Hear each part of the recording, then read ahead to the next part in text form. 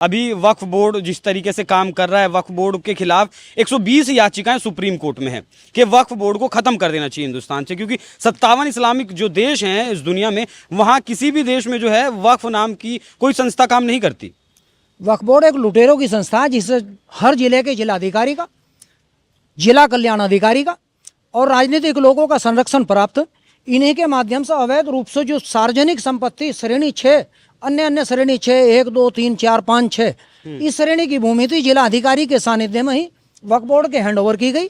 जिला अधिकारी जितनी लूट करते हैं वक्फ बोर्ड के नाम पर या उनके माध्यम से, उतना बड़ा लुटेरा कोई इस देश में नहीं है वक्फ बोर्ड के नाम पर। वक्फ बोर्ड अपने आप में स्वतः कोई संस्था नहीं है, बल्कि ये एक IAS भारतीय प्रशासनिक सेवा की संरक्षित संस्था है जिसमें ये लूट होती है। वक्फ बोर्ड की संपत्ति के आधार पर ही अपार धन संपत्ति इकट्ठी की जाती है और उसी के आधार पर राजनीति की जाती है माइनॉरिटी के नाम पर।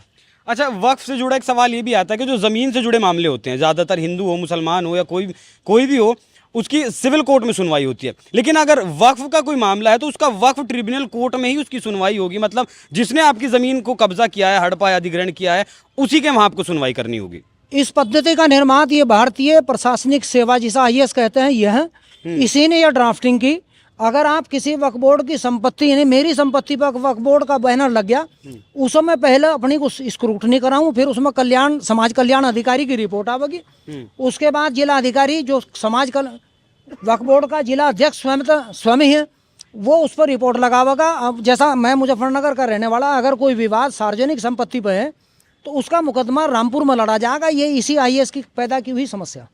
अच्छा, वक्फ बोर्ड से जो जुड़े लोग हैं वो हुकूमत को कर्जा देने की बात करते हैं, क्योंकि 8,65,646 संपत्तियां इस वक्त हिंदुस्तान में मौजूद हैं वक्फ के पास। इतनी संपत्ति किसी भी देश में जो है वक्फ के पास नहीं है या किसी भी संस्था के पास नहीं है, और तकरीबन 20,000 करोड़ का रेवेन्यू जनरेट हो सकता है एक साल में।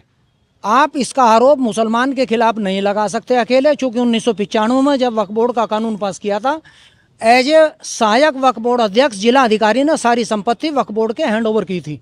ये निराधार अकेले मुसलमान वक्फ बोर्ड के नाम पर लुटेरा नहीं है, बल्कि वास्तविक लुटेरा IAS वास्तविक लुटेरा। तो एक बात और बताइए, जो असीमित शक्तियां दी गई थी तत्कालीन प्रधानमंत्री नेहरू जी के वक्त में, वो सही दी गई थी या नहीं? माननीय नेहरू जी के टाइम में वक्फ बोर्ड को कोई सहमति इस तरह की नहीं दी गई थी। 1951 नेहरू लियाकत पैक्ट के अनुसार जो समझौता हुआ था, उसके बाद लियाकत अली की हत्या कर दी गई थी। उसमें ये प्रावधान थे कि मैं अपनी संपत्ति को यहाँ बेच सकूं, यहाँ से जाके हिंदू पाकिस्तान में अपनी संपत्ति बेच सके। मुसलमान ने ज्यादातर अपनी संपत्ति अवैध रूप से या तो बेच दी थी या वक्फ बोर्ड के नाम फर्जी कागज बना दिए थे, जिसे वेरीफाई किया हर जिले के जिला अधिकारी ने। ठीक है, एक आखिरी सवाल और लूँगा मैं आपसे कि जितना मैंने पढ़ा है कि इस्लाम जो है वो 1400 साल पुराना पंथ है, लेकिन तमिलनाडु के 20 गांवों की ज़मीन वक्फ ने अपने अंडर कर ली, उसको बता दिया, बोर्ड लगा दिया कि ये हमारी ज़मीन है, जबकि उस ज़मीन पर एक 1500 साल पुराना मंदिर भी था। निश्चित रूप से होगा। वक्फ बोर्ड किसी भी संपत्ति का क्लेम बिना जिला सहायक वक्फ अध्यक्ष अर्थात जिला अधिकारी की सहमति, अनुमति, उसके संरक्षण के बिना नहीं कर सकता।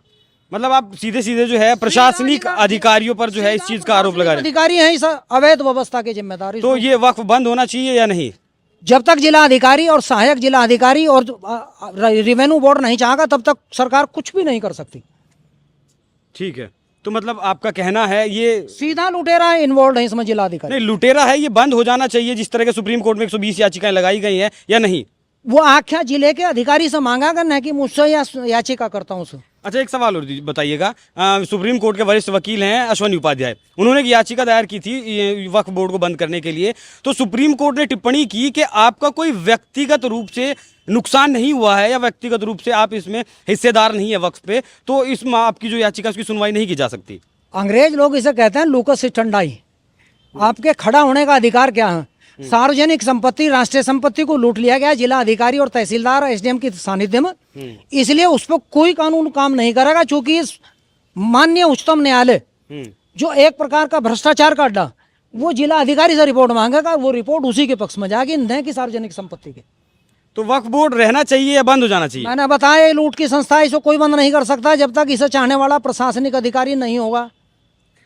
तो ये हमारे साथ थे शाहिद हुसैन जी, जिनसे हमने बात की, ज्ञानवापी पर बात की, वक्फ बोर्ड पर बात की और UCC पर भी बात की, और उन्होंने खुलकर बेबाकी से अपने जवाब दिए और एक बेहद ही जो है जो सख्त टिप्पणी उन्होंने की वक्फ बोर्ड पर की और कहा कि जब तक प्रशासनिक अधिकारी प्रशासन जो है इसकी लूट में जो है वो शामिल है और जब तक वो नहीं चाहेगा वक्फ बोर्ड इसी तरीके से लूट करता रहेगा। आपको ये पूरी बातचीत, ये पूरा जो है तीनों मुद्दों पर जो बातचीत की वो कैसी लगी, अपनी राय हमें कमेंट कर ज़रूर बताइएगा। नमस्कार।